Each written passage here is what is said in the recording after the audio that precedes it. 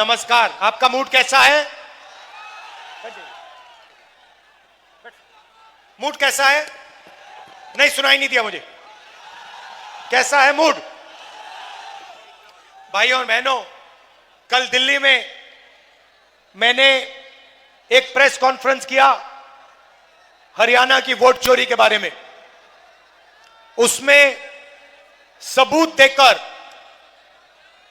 हमने दिखाया कि बीजेपी ने नरेंद्र मोदी, अमित शाह, इलेक्शन कमीशन, इन सब ने मिलकर हिंदुस्तान के संविधान पर आक्रमण किया। हमने प्रेस कॉन्फ्रेंस में साफ दिखाया कि हरियाणा का चुनाव वोट चोरी करके जीता गया। बीजेपी चुनाव हार रही थी, चोरी करके बीजेपी ने चुनाव जीता है। और हमने ऐसा सबूत दिया कि उसका कोई जवाब बीजेपी नहीं दे पा रही है, कोई जवाब इलेक्शन कमीशन नहीं दे पा रहा है। भाइयों और बहनों, मैं थोड़ा सा आपको बताना चाहता हूं, हरियाणा की वोटर लिस्ट में 2 बूथ में एक महिला का चेहरा 200 बार से ज्यादा आता है। वोटर लिस्ट में एक महिला को हरियाणा में 200 वोट से ज्यादा मिले हैं 2 बूथ में। एक और महिला है जिसका नाम 100 बार वोटर लिस्ट में आता है। 10 अलग अलग बूथों में उसने वोट दिया है। बीजेपी के नेता उत्तर प्रदेश से जाकर बिहार में वोटिंग कर रहे हैं। उनका वोट उत्तर प्रदेश में है, उनका वोट बिहार में है, हरियाणा में है। हजारों लोग उत्तर प्रदेश में वोट करते हैं और वही लोग जाके हरियाणा में वोट कर रहे हैं। भाइयों और बहनों, सबसे बड़ी बात, ब्राजील की एक महिला जो हिंदुस्तानी नहीं है, उसको हरियाणा के चुनाव में इलेक्शन कमीशन ने 22 वोट दिए हैं। मैं आपको क्यों बता रहा हूं? क्योंकि भाइयों और बहनों, बीजेपी ने हरियाणा का चुनाव चोरी किया, मध्य प्रदेश का चुनाव चोरी किया, महाराष्ट्र का चुनाव चोरी किया, छत्तीसगढ़ का चुनाव चोरी किया, लोकसभा का चुनाव चोरी किया है और अब ये बिहार का चुनाव चोरी करने की कोशिश कर रहे हैं। बिहार में इन्होंने हजारों लोगों का नाम वोटर लिस्ट से निकाले। किसके नाम? महागठबंधन के वोटरों के नाम। लाखों वोटरों के नाम निकाले हैं, गलत लोगों के नाम ऐड किए हैं। तो आपको सावधान रहना है, पोलिंग बूथ पे सावधान रहना है, क्योंकि ये पूरा दम लगाकर बिहार का चुनाव चोरी करने की कोशिश करेंगे। और आपकी जिम्मेदारी है, बिहार के युवाओं की जिम्मेदारी है, जनरेशन जी की जिम्मेदारी है कि संविधान को बचाना है, बिहार में वोट चोरी रोकनी है। आपको सावधान रहना है। पोलिंग बूथ में अगर बीजेपी के लोग वोट चोरी करने की कोशिश करें, अगर इलेक्शन कमीशन के लोग वोट चोरी करने की कोशिश करें, तो आपकी जिम्मेदारी बनती है कि आप उनको रोकें। आप रोकोगे, नहीं रोकोगे? 20 साल से नीतीश जी की सरकार है, 20 साल से यहां पे राज है। मैं यहां युवाओं से पूछना चाहता हूं, बिहार में आपको रोजगार मिलता है? आपको मिलता है बिहार में रोजगार? बिहार के लोग देश के हर प्रदेश में दिखाई देते हैं। कर्नाटक, तेलंगाना, अरुणाचल, पंजाब, जम्मू कश्मीर, जहां भी देखो बिहार के लोग, बिहार के युवा आपको मेहनत करते हुए दिखेंगे। क्या करते हैं बिहार के लोग? मजदूरी करते हैं। पुल बनता है, फ्लाईओवर बनता है, अस्पताल बनता है, यूनिवर्सिटी कॉलेजेस बनती हैं, आप बनाते हो। टनल बनती है, आप बनाते हो। बड़ी बड़ी इमारतें बनती हैं, मुंबई में, कर्नाटक में, बेंगलोर में, तेलंगाना में, आपकी मेहनत से बनती हैं। दुबई जैसा शहर बिहार के युवाओं ने अपनी मेहनत से बनाया। मगर मैं आपसे एक सवाल पूछना चाहता हूं, आपको नीतीश कुमार जी ने देश का मजदूर बना रखा है। क्या आप पूरी जिंदगी मजदूरी करना चाहते हो? क्या आप हर प्रदेश में मजदूरी करना चाहते हो? क्या आपको रोजगार नहीं चाहिए? क्या आपको बिहार में अस्पताल, कॉलेजेस, यूनिवर्सिटीज, रोजगार नहीं चाहिए? भाई और बहनों, अमित शाह आए और उन्होंने बिहार में भाषण दिया। कहते हैं कि बिहार में उद्योग के लिए जमीन नहीं है। उद्योग के लिए जमीन नहीं है, मगर अदानी को 1 रुपए में बिहार की जमीन दी जाती है। 1 रुपए 1 एकड़ के लिए अदानी को आपकी जमीन दी जाती है। और फिर अमित शाह आता है, आपसे कहता है बिहार में उद्योग लगाने के लिए जमीन नहीं है। उद्योग लगाने के लिए जमीन नहीं है, मगर अदानी अंबानी जैसे लोगों के लिए जितनी भी जमीन चाहिए वो लेके दे देते हैं।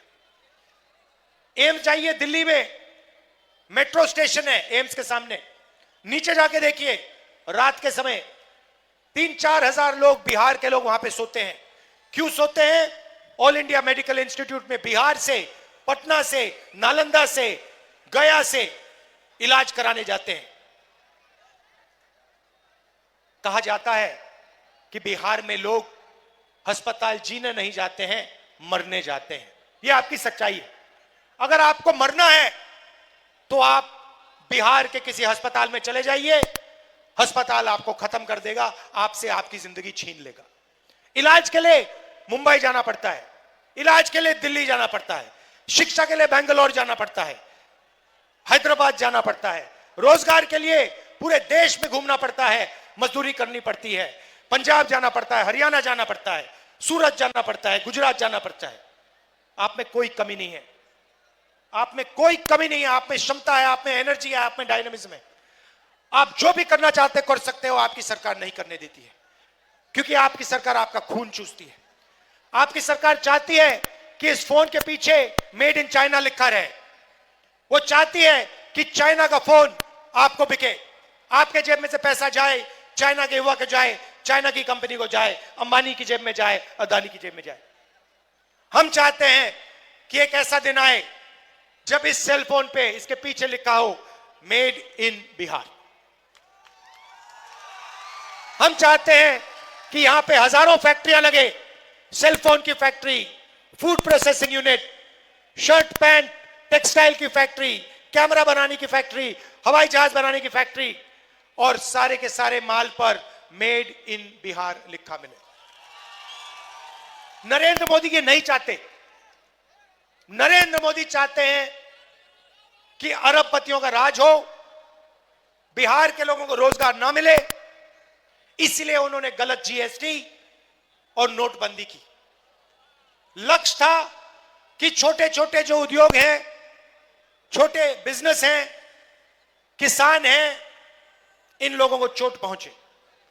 नरेंद्र मोदी ने स्वयं हिंदुस्तान के सारे छोटे छोटे बिजनेसेस बंद कर दिए। क्यों? क्योंकि वो अंबानी अदानी के लिए रास्ता खोलना चाहते हैं। भाई और बहनों, रोजगार अदानी अंबानी नहीं देते हैं, रोजगार छोटे बिजनेसेस से मिलता है, छोटी फैक्ट्रियों से मिलता है। इन फैक्ट्रियों को नरेंद्र मोदी ने बंद कर दिया है। अगर बिहार का युवा बिजनेस चालू करना चाहता है, आप जाइए, बिहार के युवा जाइए, बैंक में जाइए और उनसे पूछिए हमें पैसा दीजिए, हमें लोन दीजिए। आपको बैंक 1 रुपए का लोन नहीं देगा। बिहार का किसान मर जाएगा मगर उसका कर्जा माफ नहीं होगा। अंबानी अदानी के लिए रेड कारपेट लगता है, जितना भी बैंक लोन चाहते हैं मिल जाता है, जितना भी कर्जा माफ करवाना चाहते हैं नरेंद्र मोदी, नीतीश जी करवा देते हैं। हम इसको बदलना चाहते हैं। हम चाहते हैं कि बिहार में कॉलेजेस, यूनिवर्सिटी लगे। नालंदा यूनिवर्सिटी पहले यहां हुआ करती थी, पूरी दुनिया से लोग आते थे। बिहार की महागठबंधन की सरकार एक बार फिर सरकारी कॉलेजेस, सरकारी यूनिवर्सिटी, सरकारी अस्पताल खोलने का काम करेगी। हमारी पूरी कोशिश होगी कि बैंक के दरवाजे बिहार के युवाओं के लिए, बिहार के एंटरप्रेन्योर्स के लिए खोले जाएं और आप सब छोटे छोटे उद्योग, अपने बिजनेस चालू करो। भाई और बहनों, बिहार की सरकार, महागठबंधन की सरकार शिक्षा पे काम करेगी, यूनिवर्सिटी कॉलेजेस खोलने का काम करेगी। मगर मैं भी आपसे एक वायदा करना चाहता हूं, पर्सनल वायदा है, राहुल गांधी का वायदा है। पहले यहां पे नालंदा यूनिवर्सिटी थी, दुनिया से इधर लोग आते थे, चाइना से आते थे, जापान से आते थे, कोरिया से आते थे, वियतनाम से आते थे, थाईलैंड से आते थे, इंग्लैंड से आते थे, जर्मनी से आते थे। क्यों आते थे? नालंदा यूनिवर्सिटी में पढ़ाई करने आते थे। बिहार आते थे, बिहार में शिक्षा लेने के लिए आते थे। आज बिहार में जो ईमानदारी से पढ़ाई करता है उसके लिए पेपर लीक है, उसे परे कर दिया जाता है, और झूठे लोगों को, जिनके रिश्तेदारी है, जिनके लोगों को बीजेपी के लोगों से जानकारी है, उनको एग्जाम का पेपर दिया जाता है। मेरा वायदा है कि जैसे ही दिल्ली में इंडिया गठबंधन की सरकार बनेगी, आप लिख के रख लो, राहुल गांधी और इंडिया गठबंधन की सरकार दुनिया की सबसे बेहतरीन यूनिवर्सिटी बिहार में खोलेगी। उस यूनिवर्सिटी में दूर दूर से लोग आएंगे, जापान से, कोरिया से, चाइना से, शिक्षा लेने के लिए, पढ़ाई करने के लिए। दूसरी बात, बिहार में टूरिस्ट आते हैं, जापान से आते हैं, कोरिया से, चाइना से, वियतनाम से आते हैं, मगर आपकी सरकार टूरिज्म पर फोकस नहीं करती। आपकी सरकार नहीं चाहती कि बिहार में टूरिज्म बढ़े। महागठबंधन की सरकार आएगी तो हम बिहार में टूरिज्म पर पूरा फोकस करेंगे और बिहार के युवाओं को फायदा होगा, टूरिज्म से फायदा होगा, होटल खोलेंगे, रेस्टोरेंट खोलेंगे और लोगों को आमदनी मिलेगी। भाइयों और बहनों, हम आपके जेब में पैसा डालना चाहते हैं। मैं आपसे पूछना चाहता हूं, नरेंद्र मोदी जी आए, उन्होंने आपसे कहा, बिहार के युवाओं से कहा, भाइयों और बहनों, हमने डेटा के दाम कम कर दिए हैं, इतने कम कर दिए हैं कि बिहार के युवा रील बना सकते हैं, फेसबुक पे जा सकते हैं, इंस्टाग्राम पे जा सकते हैं। भाइयों और बहनों, रील, फेसबुक, इंस्टाग्राम 21वीं सदी का नशा है। यह आपके ध्यान को भड़काने का तरीका है। 21वीं सदी का नशा है। और नरेंद्र मोदी ने आपको यह नहीं बताया कि जब आप रील बनाते हो, जब आप वीडियो बनाते हो, जब आप इंस्टाग्राम पे जाके देखते हो, तो पैसा आपके जेब में नहीं आता है, अंबानी अदानी के जेब में जाता है, जियो के जेब में जाता है। मैं आपसे पूछना चाहता हूं, आपके प्रधानमंत्री यहां आए और उन्होंने आपसे कहा कि आपको उन्होंने 21वीं सदी का नशा दिया है। जो काम पहले शराब से होता था, ड्रग से होता था, वो आज इंस्टाग्राम, फेसबुक से होता है। 24 घंटे युवा रील देखते रहते हैं, एक दूसरे को वीडियो देते रहते हैं। मैं आपसे पूछना चाहता हूं, आपके जेब में इंस्टाग्राम से, फेसबुक से, रील बनाने से कितना पैसा आया? जेब में पैसा आया? आप रोजगार चाहते हो या इंस्टाग्राम चाहते हो? आप रोजगार चाहते हो? आप रोजगार चाहते हो, फेसबुक चाहते हो? प्रधानमंत्री ने आपको यह क्यों नहीं बताया कि मैंने आपसे रोजगार छीना है, मैंने चाइना के युवाओं को रोजगार दिया है, मैंने बिहार के युवाओं को मजदूर बनाया है? यह क्यों नहीं कहते आपसे? क्योंकि यह सच्चाई है भाई। हां भाइयों और बहनों, बिहार को एक बार फिर प्रगति करनी है। दुनिया के सबसे बेहतरीन कॉलेजेस और यूनिवर्सिटी यहां बनने चाहिए, दुनिया के सबसे बेहतरीन अस्पताल यहां बनने चाहिए। बिहार दुनिया का टूरिज्म सेंटर बनना चाहिए, फूड प्रोसेसिंग का सेंटर बनना चाहिए, इंडस्ट्री का सेंटर बनना चाहिए। यह नरेंद्र मोदी और नीतीश जी की बस की नहीं है। नीतीश जी तो कुछ कर ही नहीं सकते। नीतीश जी का तो रिमोट कंट्रोल उनके हाथ में है। जैसे टीवी का चैनल बदलता है, वैसे नरेंद्र मोदी नीतीश जी का चैनल बदल देते हैं। नीतीश जी कुछ चाहते हैं, नरेंद्र मोदी एक बटन दबाते हैं, वो दूसरा होना शुरू हो जाता है। नीतीश जी सरकार थोड़ी चलाते हैं। बिहार के ब्यूरोक्रेट्स, अमित शाह, नरेंद्र मोदी और दिल्ली के ब्यूरोक्रेट्स बिहार की सरकार चलाते हैं। यह सच्चाई है। और ये जहां भी इलेक्शन लड़ रहे हैं, ये वोट चोरी करके इलेक्शन जीत रहे हैं। हमने आपको कर्नाटका के बारे में दिखाया, आनंद के बारे में, महाराष्ट्र में एक सीट है वहां के बारे में दिखाया, और कल पूरी दुनिया को हमने दिखाया कि बीजेपी ने, इलेक्शन कमीशन ने हरियाणा का चुनाव चोरी किया है। और मुझे लगता है कि पिछला चुनाव बिहार में भी इन्होंने चोरी किया था। तो इस बार वोट चोरी नहीं होने देनी है। बिहार के युवा, यह आपका भविष्य है। Narendra Modi, Amit Shah, election commission vote चोरी में लगे हैं। आपकी जिम्मेदारी बनती है संविधान की रक्षा करना है, वोट चोरी नहीं होने देना है बिहार में। आप सब दूर दूर से आए, दिल से आपका धन्यवाद करना चाहता हूं। जैसे पप्पू यादव जी ने कहा, नफरत के बाजार में हमने मोहब्बत की दुकान खोली है। बिहार मोहब्बत का प्रदेश है, यह नफरत का प्रदेश नहीं है। यह हर जात का, हर धर्म का प्रदेश है। दुनिया को इसने दिखाया है कि बिहार सबका है, हर जात का, हर धर्म का। और हजारों सालों से बिहार दुनिया को यह बता रहा है। भाइयों और बहनों, गठबंधन, महागठबंधन की सरकार किसी एक जात की सरकार नहीं होगी, किसी एक धर्म की सरकार नहीं होगी। मैं आपको गारंटी कह के कह रहा हूं, महागठबंधन की सरकार अति पिछड़ों की होगी, पिछड़ों की होगी, महादलितों की होगी, दलितों की होगी, अल्पसंख्यकों की होगी, गरीब जनरल कास्ट की होगी, सबकी होगी, किसान की होगी, मजदूर की होगी, अंबानी अदानी की नहीं होगी। दिल से आपका धन्यवाद करता हूं।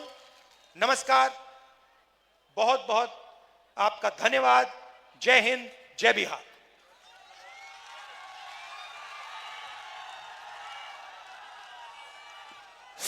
बहुत बहुत धन्यवाद राहुल जी, आप आए। कसबा विधानसभा क्षेत्र की जनता की ओर से आपको बहुत बहुत धन्यवाद। अब धन्यवाद करेंगे हमारे एक, हेलो जी,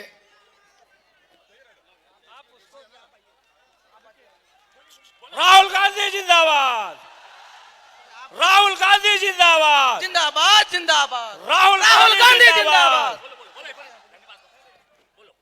जी आज हमको जिंदगी में पहली बार जो है इतना बड़ा मंच में बोलने का मौका मिला है, जो आज तक सर को पता नहीं होगा कि सर किसको टिकट दिए हैं, शायद ये पता नहीं होगा।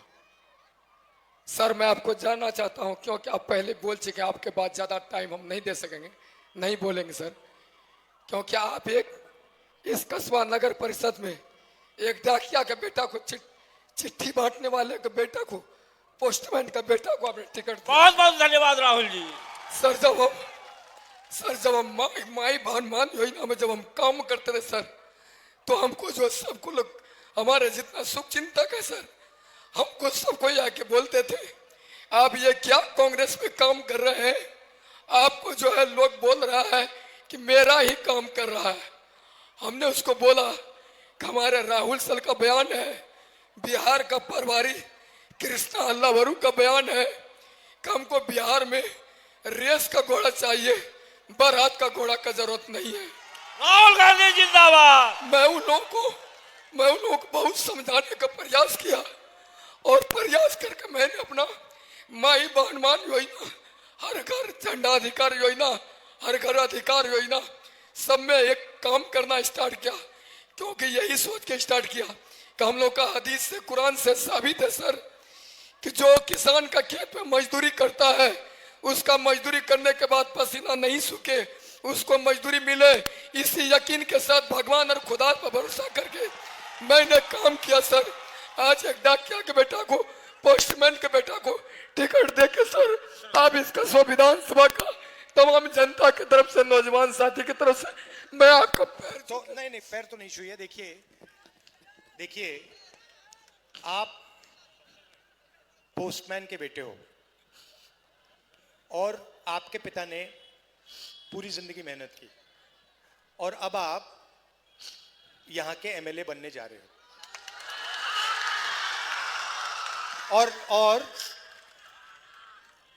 जब आप एमएलए बनोगे तो आपको अपने पहले जनता के बारे में सोचना है।